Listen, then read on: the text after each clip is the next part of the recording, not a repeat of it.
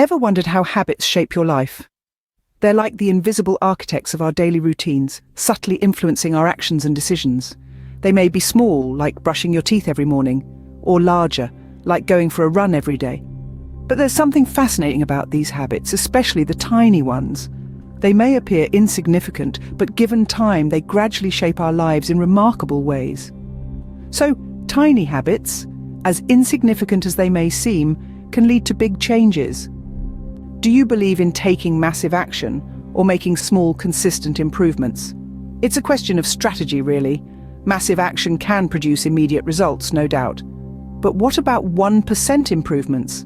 They might seem insignificant on a day-to-day basis, but consider this.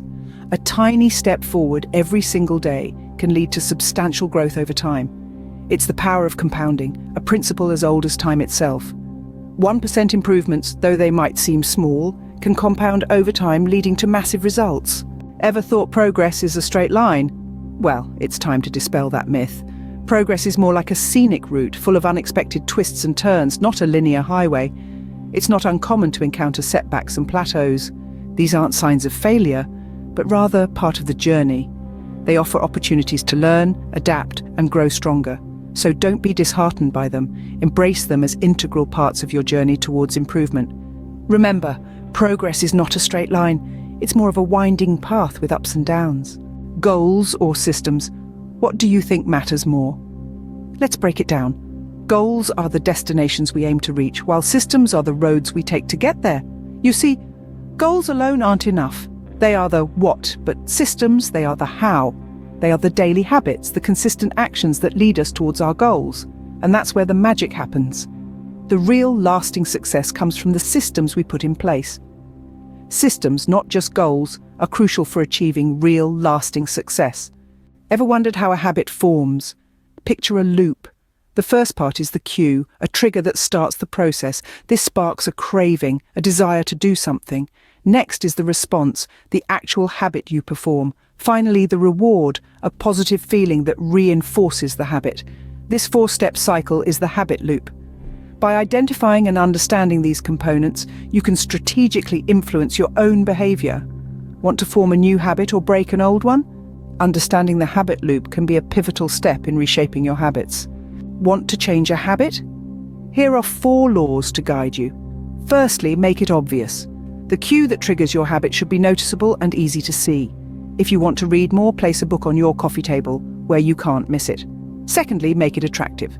The more appealing the habit is, the more likely you are to follow through. For instance, if you're trying to eat healthier, find tasty recipes that also happen to be good for you. Thirdly, make it easy. Reduce friction and make your habits as simple as possible to execute. If you want to start running, start with just 5 minutes a day. Finally, make it satisfying. If you enjoy a habit, you're more likely to repeat it. So reward yourself after accomplishing your habit, but make sure the reward doesn't undermine the habit itself. These 4 laws, when applied correctly, can significantly aid in habit formation and change. Ready to change your habits? Here's how. Start by stacking your habits. This means linking a new habit to an existing one, like doing 10 minutes of yoga after your morning cup of coffee. Then, look at designing your environment to support your new habit. If you want to read more, keep a book on your bedside table.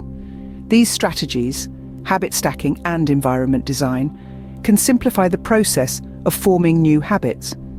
Effective implementation strategies can make the journey of habit change smoother and more manageable. Let's take a real-life example. I used to struggle with maintaining a regular exercise routine. I'd start strong, then falter after a few weeks. Then I applied the principles we've discussed.